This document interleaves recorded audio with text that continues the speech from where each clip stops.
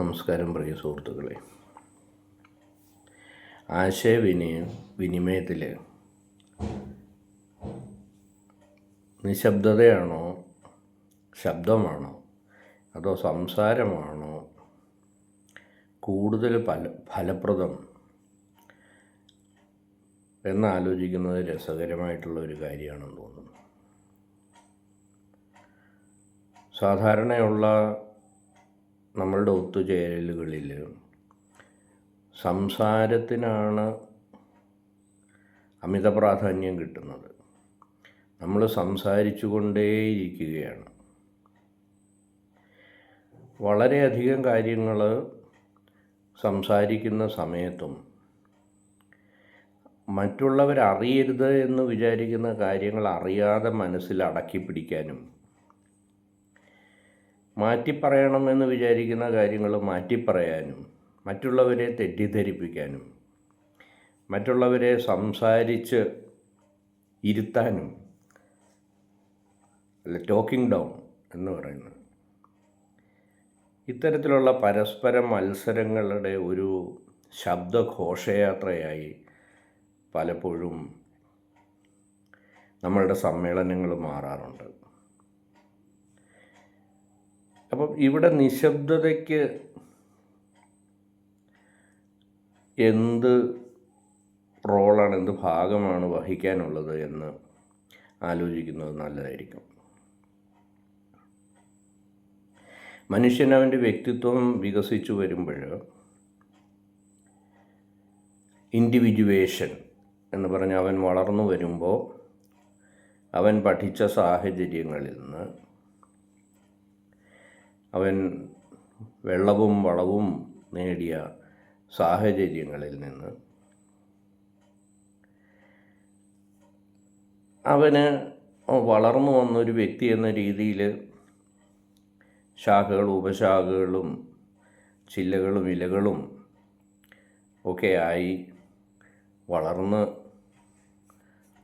വരുമ്പോൾ തന്നെ അവൻ എന്ന് പറയുന്ന ഒരു വ്യക്തി സമൂഹത്തിൻ്റെ ചിന്താഗതികളിൽ നിന്നും, അവൻ എവിടെ നിന്നാണോ വെള്ളവും വളവും എടുത്ത ആ സാഹചര്യങ്ങളിലെ ചിന്താഗതികളിൽ നിന്നുമൊക്കെ വ്യത്യസ്തമായിക്കൊണ്ട് സ്വന്തമായ കാഴ്ചപ്പാടുകളും വീക്ഷണങ്ങളും വളർത്തി അവനൊരു വ്യക്തിയായി രൂപപ്പെടുകയാണ്. അതുപോലെ നമ്മുടെ ധാർമ്മിക മൂല്യങ്ങളുടെ വളർച്ച, അതിൻ്റെ വികാസം ഒരു വ്യക്തി വളർന്നു വരുന്നതായിട്ടുണ്ടാകുന്ന വിവിധ കാലഘട്ടങ്ങളിൽ ആലോചിക്കുകയാണെങ്കിൽ, വ്യവസ്ഥാപിതമായ ധാർമ്മികതയുടേക്കാൾ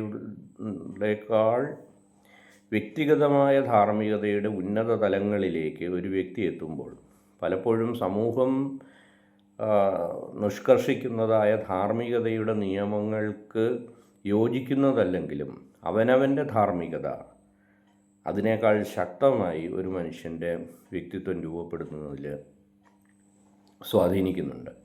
അപ്പം പൂർണ്ണ വളർച്ച എത്തുന്ന ഒരു മനുഷ്യൻ, അവനിൽ നമ്മൾ മുമ്പേ പറഞ്ഞ പോലെ ഒരു വ്യക്തി എന്ന നിലയിലുള്ള അവൻ്റെ വികസനം, അഥവാ ഈ സൈക്കോളജിക്കൽ തിയറികളിലൊക്കെ ഇൻഡിവിജ്വേഷൻ എന്ന് പറയുന്ന ആ അവസ്ഥയും, അതുപോലെ അവൻ്റെ ധാർമ്മികത സാമൂഹികമായ നിഷ്കർഷകൾക്ക് അപ്പുറം നിൽക്കുന്ന അവനിൽ സ്വയം വളർന്നു വന്ന ധാർമ്മിക മൂല്യങ്ങളുടേതായിട്ടുള്ള അവൻ്റെ സ്വന്തം ധാർമ്മികത, അതൊരു പക്ഷേ സാമൂഹിക ധാർമ്മികതയ്ക്ക് അല്ലെ സമൂഹം വിവക്ഷിക്കുന്ന ധാർമ്മികതകൾക്ക് അപ്പുറമോ അല്ലെ അവയെ അംഗീകരിക്കാത്തതോ പോലും ആകാം.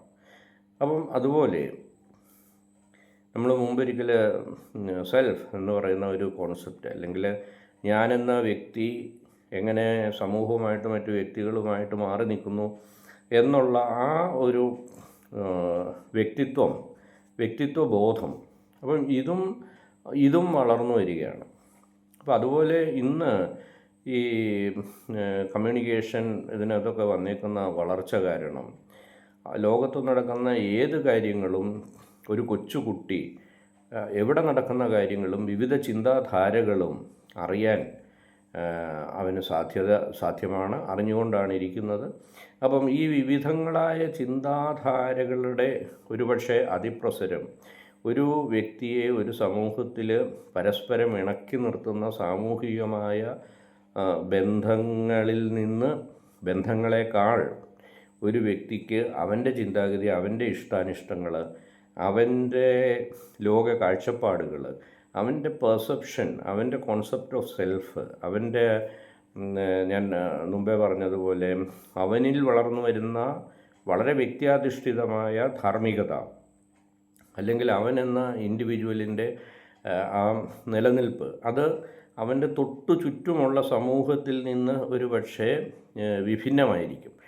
അപ്പോൾ പണ്ട് ഒരു പക്ഷേ ഈ എന്താ പറയുക, ഇത്രയും കമ്മ്യൂണിക്കേഷനുകളും ഡിജിറ്റൽ ഇതൊക്കെ ഡെവലപ്പ് ചെയ്ത് വരുന്നതിന് മുമ്പുള്ള ഒരു കാലഘട്ടത്തിൽ ഒരു മനുഷ്യൻ ഒരു ജിയോഗ്രാഫിക്കലി ലിമിറ്റഡ് ആയിട്ടുള്ള ഒരു സ്ഥലത്ത് ജീവിക്കുമ്പം അവിടെ നിലനിൽക്കുന്ന മിത്തുകളും വിശ്വാസങ്ങളും ഒരു ചെറിയ സമൂഹം പരസ്പരം പങ്കിടുന്ന വിശ്വാസ പ്രമാണങ്ങളിലും അടിസ്ഥാനപ്പെടുത്തിക്കൊണ്ട് ഒരു ഒരു ഒരു കൂട്ടിണക്ക് ഈ വ്യക്തികൾ തമ്മിൽ അറിയാതെ ഉണ്ട്.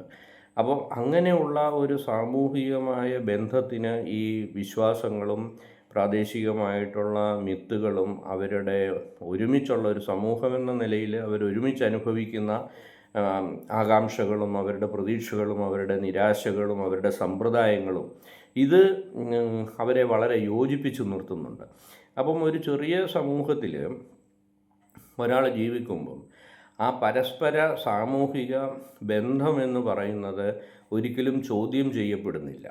അപ്പം അതുകൊണ്ട് ഇതൊരു പക്ഷേ നമ്മൾ അറിയുന്നില്ല എങ്കിൽ പോലും അത് നൽകുന്ന ഒരു സുരക്ഷാ ബോധം വളരെ പ്രധാനമായിട്ടുള്ള ഒരു കാര്യമാണ്. അപ്പോൾ അതുകൊണ്ട് ഒരു ചെറിയ സമൂഹത്തിൽ നിൽക്കുന്ന ഒരാളിന് സാമൂഹികമായി ലഭിക്കുന്ന ചിന്താപരമായ ഒരു സുരക്ഷിതത്വം ഇന്നത്തെ ഒരു ആഗോള പൗരന് എല്ലാ നിലയിൽ നിന്നും അവന് അറിവുകളും എല്ലാ വിവിധങ്ങളായ ദർശനങ്ങളും കാഴ്ചപ്പാടുകളും നമുക്ക് ലഭിച്ചുകൊണ്ടിരിക്കുമ്പോൾ നമ്മളുടെ ഈ ചെറിയ ബുദ്ധി വെച്ചിട്ട് നമുക്കിവയെല്ലാം ഒന്ന് അളന്ന് തിട്ടപ്പെടുത്തി ഏത് ശരി ഏത് തെറ്റ് എന്ന് പലപ്പോഴും തീരുമാനിക്കാൻ സാധിക്കാതെ വരികയും, അഥവാ നമ്മളുടേതായിട്ടുള്ള ഒരു വ്യക്തിത്വവും ചിന്താധാരയും നമുക്കുണ്ടാകുന്നുണ്ടെങ്കിലും നമ്മുടെ ചുറ്റുമുള്ള ഓരോ വ്യക്തികളും തികച്ചും വ്യത്യസ്തമായ ചിന്താധാരകളും രീതികളും അവനവനെക്കുറിച്ചുള്ള വിശ്വാസങ്ങളും വെക്കുമ്പോൾ ഈ വ്യക്തികൾ പെട്ടെന്ന് ഒരുമിച്ച് കൂടുമ്പോൾ ഉണ്ടാകുന്ന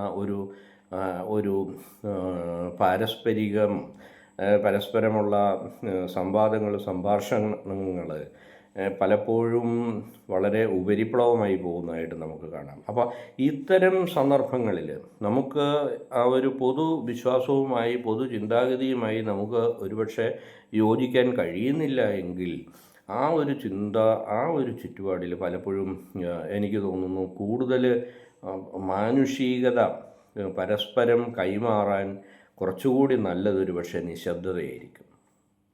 വളരെയധികം സംസാരങ്ങളെക്കാൾ പരസ്പരം നാം അംഗീകരിക്കുമ്പോൾ, പരസ്പരം മനസ്സിലാകുമ്പോൾ തന്നെ നമ്മളുടെ വ്യക്തിത്വങ്ങൾ സ്വീകരിച്ചുകൊണ്ട് ഉള്ള ഒരു നിശബ്ദത ഒരു പക്ഷേ ശബ്ദത്തേക്കാൾ കൂടുതൽ അവിടെ ഒരു ആശയവിനിമയത്തിന് നമുക്ക് ഉപകരിക്കും എന്ന് പറയാം.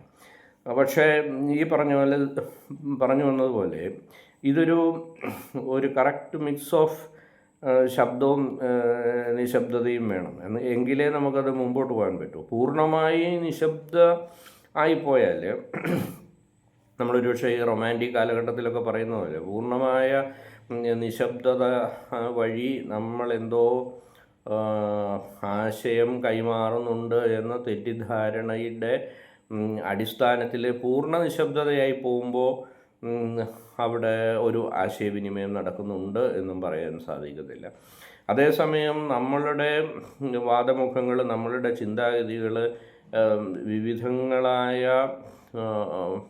സാമൂഹിക കാഴ്ചപ്പാടുകളും അനുഭവങ്ങളും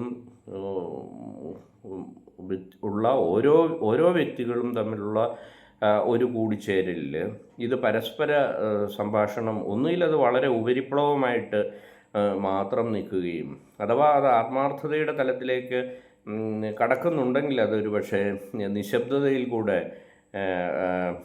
പ്രകടിതമാവുകയും ചെയ്യുന്നുണ്ട് എന്ന് തോന്നുന്നു. അപ്പം അതുപോലെ ഈ സംസാരം അതിൻ്റെ കണക്കുകൂട്ടിയ അഥവാ ശബ്ദം അതിൻ്റെ കണക്കുകൂട്ടിയ പ്രായോഗികമായ നേട്ടങ്ങൾക്ക് വേണ്ടി ശബ്ദത്തെയും സംസാരത്തെയും ഉപയോഗിക്കാൻ വ്യക്തികൾ ഉദ്ദേശിക്കുന്നില്ല എങ്കിൽ നിശ്ചയമായിട്ടും ആ ഉദ്ദേശമുണ്ടെങ്കിൽ നമ്മൾ കൂടുതൽ സംസാരിച്ചു കൊണ്ടേയിരിക്കണം, അതിന് സംശയമില്ല. അപ്പോൾ അങ്ങനെ ഒരു ഉദ്ദേശം, അതായത് നമ്മളുടെ സംസാരം വളരെ കണക്ക് കൂട്ടിയുള്ളതും ഞാൻ പറയരുത്, അറിയരുത്, മറ്റൊരാൾ അറിയരുത് എന്ന് പറയുന്ന ആശയങ്ങൾ ഞാൻ മനസ്സിൽ വെച്ചുകൊണ്ട് എന്താണ് മറ്റൊരാൾ അറിയേണ്ടത് അത് മാത്രം പറയുകയും അല്ലെ പറയുന്ന കാര്യങ്ങൾ നമുക്ക് പ്രയോജനമുള്ള രീതിയിൽ മാത്രം വളച്ചൊടിച്ച് പറയാനും അവതരിപ്പിക്കാനുമുള്ള വക്രബുദ്ധിയോടുകൂടി അല്ല നമ്മൾ സംസാരിക്കുന്നത് എങ്കിൽ ഏതാണ്ട് വളരെ സുന്ദരമായ ഒരു ശബ്ദത്തിൻ്റെയും നിശബ്ദതയുടെയും ഒരു മിശ്രണമായിരിക്കും ഒരുപക്ഷെ നമ്മളുടെ വ്യക്തിബന്ധങ്ങളെ കൂടുതൽ നന്നാക്കി മുന്നോട്ട് കൊണ്ടുവന്നത്. ഈ നിശബ്ദത വളരെ ഭംഗിയായിട്ട് ഉപയോഗിക്കുന്ന ആളുകളുണ്ട്. ഒരുപക്ഷെ നമുക്ക് താല്പര്യമില്ലാത്തവരെ നമ്മൾ നിശബ്ദത കൊണ്ട് ഒഴിവാക്കാം, താല്പര്യമുള്ളവരെ നമ്മൾ നിശബ്ദത കൊണ്ട് അത് അറിയിക്കാം. അപ്പം ഇതൊരു പക്ഷേ അതും ഞാൻ പറയുന്ന ഒരു കൃത്രിമത്വത്തിൽ നിന്ന് വരുന്നതാകരുത്. സ്വാഭാവികമായിട്ട് അത് വരുമ്പോൾ അതിന് വളരെ ഭംഗിയുണ്ട്. ശബ്ദം പോലെ തന്നെ ഭംഗിയുള്ളതാണ് നിശബ്ദതയും. ഒരുപക്ഷെ ഇന്ന് പലപ്പോഴും ശബ്ദ കോലാഹലങ്ങളേക്കാൾ വിവിധങ്ങളായ ചിന്താഗതികളും അനുഭവങ്ങളും ജീവിത രീതികളും ചിന്താഗതികളുമുള്ള മനുഷ്യൻ എന്ന നിലയിൽ എല്ലാവരെയും ഒരുമിപ്പിച്ച് നിർത്തുന്ന ഒരു മാട്രിക്സ് എനിക്ക് തോന്നുന്നു നിശബ്ദതയാണെന്ന് തോന്നുന്നു. അപ്പം നമുക്കെല്ലാം നിശബ്ദതയിൽ കൂടെ സംസാരിക്കാം, എന്നാൽ പൂർണ്ണ നിശബ്ദതയായി കളയേണ്ടതായിട്ടുള്ള കാര്യമില്ല.